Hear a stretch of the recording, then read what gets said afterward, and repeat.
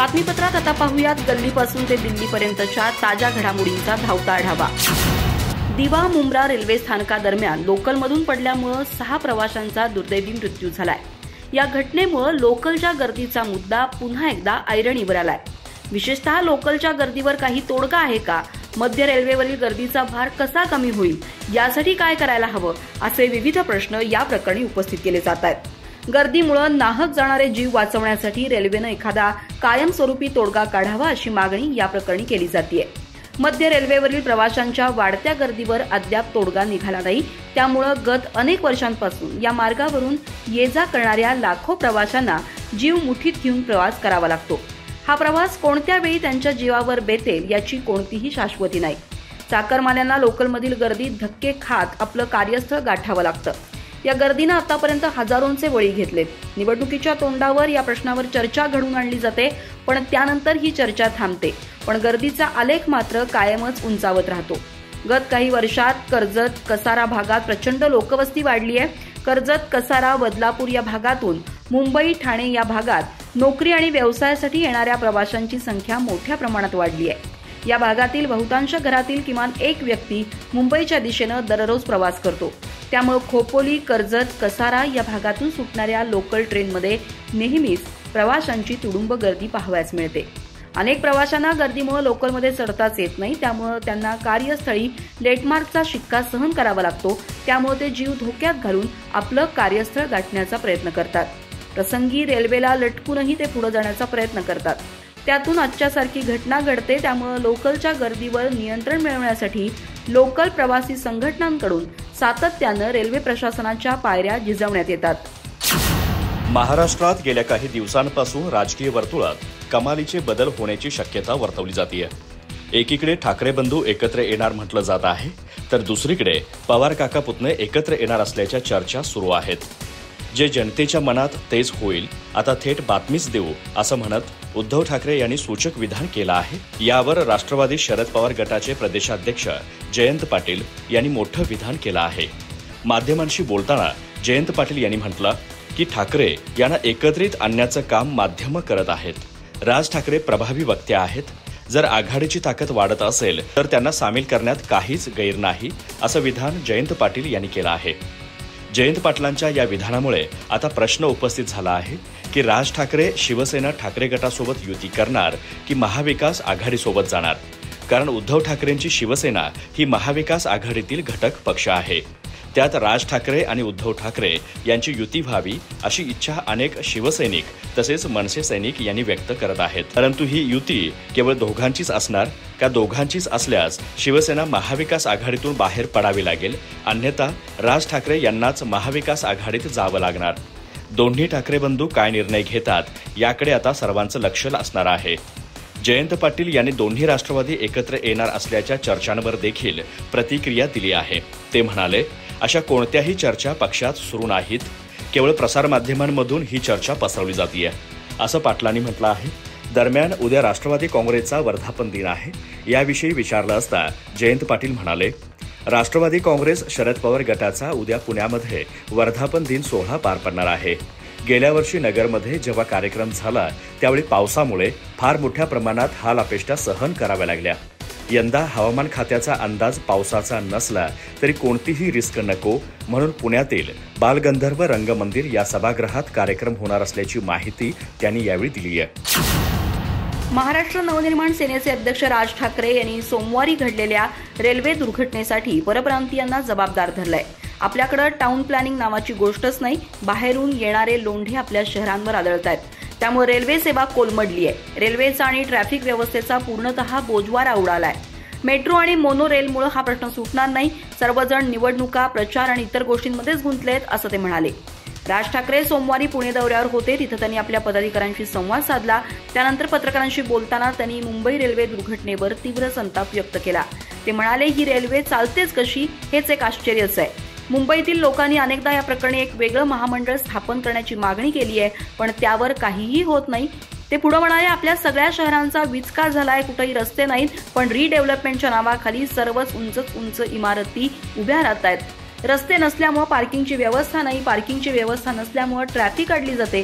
कुठं आग लागली तर फायर ब्रिगेडचा बंबही तिकडे जाऊ शकत नाही, अशी आपल्या शहरांची अवस्था झाली आहे. टाउन प्लॅनिंग नावाची गोष्टच आपल्याकडे नाही. मी गेली अनेक वर्षांपासून सांगत आहे की बाहेरून येणारे जे लोंढे आपल्या शहरांवर आदळत आहेत त्यामुळेच ही रेल्वे कोलमडली आहे. रेल्वेचा बोजवारा उडालाय, सगळ्या ट्रॅफिकचा बोजवारा उडालाय. लोकांना चालण्यासाठी फुटपाथ नाहीत, वाहनांसाठी रस्ते नाहीत, कोण येतंय कोण जातंय याची माहिती नाही. मेट्रो आणि मोनो रेलमुळे प्रश्न सुटणार नाही. मुंबईत मोनो रेल आहे, मेट्रो आहे, मग गाड्यांचं रजिस्ट्रेशन थांबलं का? 2 व्हीलर 4 व्हीलरचं रजिस्ट्रेशन थांबलं का? नाही थांबलं. म्हणजे त्या गाड्या येतच आहेत. मग ही नक्की मेट्रो आणि मोनो रेल कोण वापरतंय, कोण काय करतंय, कुणीही पाहायला तयार नाही. सर्वजण निवडणुका, प्रचार आणि इतर गोष्टीतच गुंतले आहेत. शहरं म्हणून त्याकडे पाहण्यास कुणीही तयार नाहीत आणि शहरांवर बोलणाऱ्यांना माध्यमांमध्ये किंमत नाही, असं राज ठाकरे म्हणाले. महाराष्ट्रात सध्या राजकारणातील समीकरणे बदलण्याची शक्यता वर्तवली जातीये. एकीकडे दोन्ही ठाकरे बंधू एकत्र येणार असल्याच्या चर्चा सुरू आहेत, तर दुसरीकडे पवार काका पुतणे एकत्र येणार असल्याची चर्चा आहे. त्यात आज उपमुख्यमंत्री अजित पवार आणि राष्ट्रवादी काँग्रेस शरद पवार गटाचे अध्यक्ष शरद पवार एकाच मंचावर उपस्थित होते.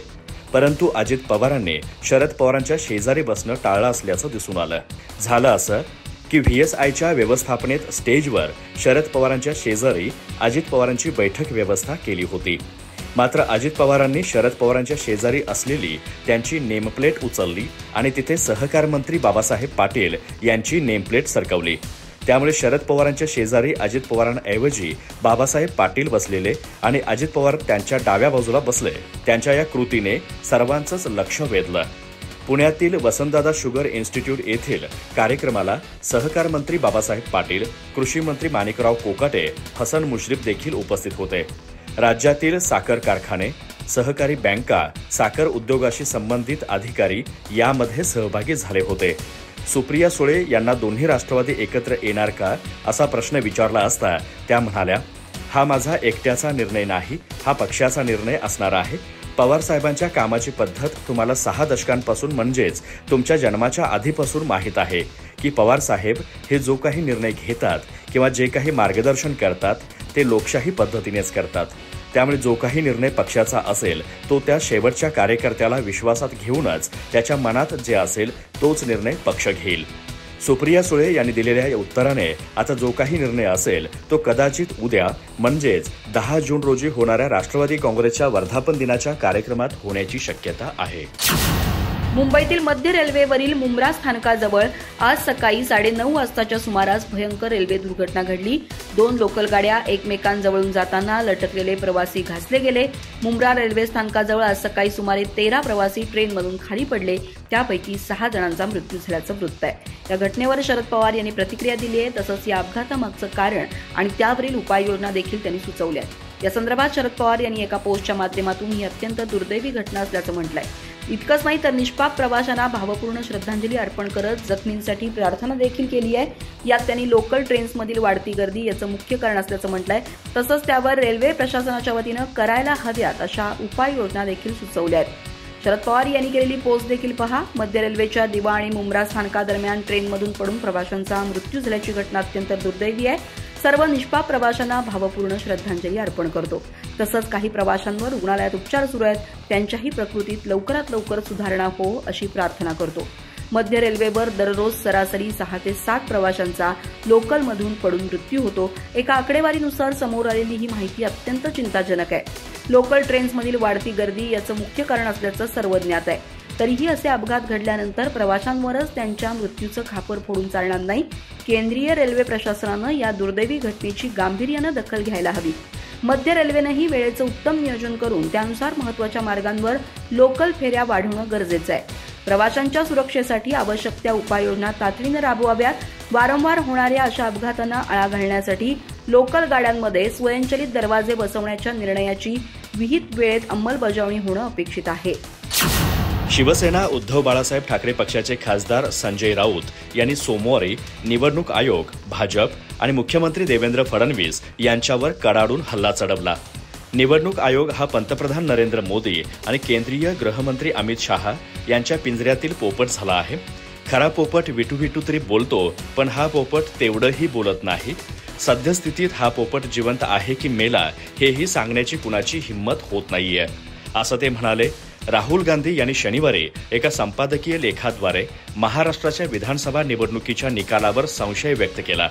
त्यानंतर दुसऱ्याच दिवशी रविवारी मुख्यमंत्री देवेंद्र फडणवीस यांनी त्यांचा आरोप फेटाळून लावत त्यांना आत्मपरीक्षण करण्याचा सल्ला दिला. संजय राऊत यांनी सोमवारी पत्रकार परिषदेद्वारे या घटनाक्रमावर भाष्य करताना राहुल गांधी यांनी निवडणूक आयोगाला विचारलेल्या प्रश्नाला भाजप का उत्तर देत आहे असा कळीचा प्रश्न उपस्थित केला. संजय राऊत म्हणाले, देवेंद्र फडणवीस यांच्या पक्षाची भूमिका उर्दूला विरोध करण्याची आहे. योगी आदित्यनाथ आणि त्यांच्या पक्षाच्या इतर नेत्यांनी उर्दूला विरोध केला, पण फडणवीस यांनी राहुल गांधींना उत्तर देण्यासाठी उर्दू शायरीचा आधार घेतला. ही जुनी शायरी आहे, ती शाळेतील मुलेही वापरतात. मूळ मुद्दा बाजूलाच राहत आहे. तुम्ही निवडणुकीच्या चेहऱ्यावरील धूळ का पुसत आहात? ही धूळ स्वतः आयोगाने पुसली पाहिजे. त्यांना आयोगाच्या चेहऱ्यावर जी काही धूळ बसली आहे किंवा सर्व राष्ट्रीय पक्ष आणि जगभरातून जी चिखलफेक होत आहे ती साफ करण्याचा ठेका मिळाला आहे का? ग्वाल्हेर उच्च न्यायालयाच्या प्रांगणात डॉक्टर बाबासाहेब आंबेडकर यांचा पुतळा बसवण्यास काही वकिलांनी कडाडून विरोध केलाय. या प्रकरणी त्यांनी आंदोलनही केलं होतं. वंचित बहुजन आघाडीचे अध्यक्ष तथा बाबासाहेबांचे नातू प्रकाश आंबेडकर यांनी या घटनेवर तीव्र संताप व्यक्त केलाय. ही घटना केवळ लज्जास्पदच नव्हे तर घोर जातीवादी आहे. बाबासाहेब आणि आंबेडकरी विचारधारेविरोधातील हा द्वेष संबंधितांच्या मनुवादी डीएनएमध्येच आहे असं ते म्हणाले. प्रकाश आंबेडकर यासंबंधीच्या घटनाक्रमावर प्रकाश टाकताना म्हणाले की ग्वाल्हेर हायकोर्टात काही आंबेडकरवादी वकील बाबासाहेबांचा पुतळा उभा करण्याचा प्रयत्न करतायत, पण काही वकील त्याला कडाडून विरोध करतायत. या संबंधी ते करत असलेल्या आंदोलनावर माझी अनेक दिवसांपासून नजर आहे. मी माझ्या यापूर्वीच्या निवेदनातही म्हणालो होतो आणि आजही म्हणत आहे, ही केवळ लज्जास्पदच नव्हे तर घोर जातीयवादी घटना आहे. मी मनुवादी आणि ब्राह्मणांद्वारे दाखवण्यात येणाऱ्या द्वेषानं थक्क झालोय. बाबासाहेब आणि आंबेडकरी विचारधारेविरोधातील हा द्वेष त्यांच्या मनुवादी डीएनएमध्येच आहे. प्रकाश आंबेडकर म्हणाले, ज्यांना माहीत नाही त्यांना मी सांगत आहे की मध्य प्रदेश उच्च न्यायालयाच्या ग्वाल्हेर खंडपीठात बाबासाहेबांचा पुतळा बसवण्याची विनंती आंबेडकरवादी वकिलांनी केली होती. 19 मार्च 2025 रोजी मध्य प्रदेश उच्च न्यायालयाच्या माननीय मुख्य न्यायाधीशांनी त्याला परवानगी दिली आणि ही परवानगी रेकॉर्डमध्ये नोंदवली गेली आहे. पण तेव्हापासून काही मनुवादी वकील बाबासाहेबांच्या पुतळ्याची स्थापना रोखण्यासाठी शक्य ते सर्व मार्ग वापरतायत. प्रथम त्यांनी बाबासाहेबांना शिवीगाळ केली, नंतर त्यांनी निधीचा गैरवापर, प्रक्रियांचं पालन न करणं, बारला माहिती न देणं, बांधकाम समितीची परवानगी न घेणं इत्यादी आरोप केले. या वकिलांनी म्हटलंय की पुतळा बसवला जाणार नाही आणि बसवला तर तो वाचणारही नाही. भारतीय हवाई दलाला लवकरच 3 अत्याधुनिक गुप्तचर पाळत ठेवणे, लक्ष्य अधिग्रहण आणि शोध अशा आय-स्टार गुप्तचर विमाने मिळणार आहेत. या प्रकल्पाची किंमत 10,000 कोटी रुपये आहे. संरक्षण मंत्रालय जूनच्या 4थ्या आठवड्यात होणाऱ्या उच्चस्तरीय बैठकीत मंजुरीसाठी आपला प्रस्ताव ठेवेल. विमान मिळाल्यानंतर भारत, अमेरिका, ब्रिटन आणि इस्रायल सारख्या निवडक देशांमध्ये सामील होईल, ज्यांच्याकडे हे तंत्रज्ञान आहे. आय-स्टार गुप्तचर विमानांच्या मदतीने हवाई दलाला शत्रूच्या जमिनीवर लक्ष जसं की रडार स्टेशन, हवाई संरक्षण प्रणाली आणि मोबाईल लक्ष्यांबद्दल अचूक माहिती मिळेल. ही 3 विमाने बोईंग आणि बॉम्बार्डियर सारख्या परदेशी कंपन्यांकडून खुल्या निविदाद्वारे खरेदी केली जातील, परंतु त्यामध्ये बसवलेल्या सर्व प्रणाली पूर्णपणे स्वदेशी असतील. आधुनिक आय-स्टार गुप्तचर विमान DRDOच्या सेंटर ऑफ एअरबोर्न सिस्टीम CABS ने विकसित केलेल्या स्वदेशी प्रणालींनी सुसज्ज असेल. त्यांची यशस्वी चाचणी आधीच घेण्यात आली आहे. आय-स्टार विमानाचा वापर उच्च उंचीवरील गुप्तचर माहिती गोळा करणे, देखरेख करणे, लक्ष्य ओळखणे आणि हल्ल्यासाठी केला जाईल. हे दिवसा आणि रात्री कोणत्याही हवामानात करू शकतील. याद्वारे शत्रूच्या हालचालींवर दूरवरून लक्ष ठेवता येईल. आय-स्टार प्रणाली हवाई आणि जमिनीवर दोन्ही ठिकाणी काम करेल आणि भारतीय सैन्याच्या सुरक्षा क्षमतांमध्ये अनेक पटीने वाढ करेल. यामुळे देशाला वेळेवर धोके ओळखण्यास आणि त्यानंतर प्रतिसाद देण्यास मोठी मदत होईल.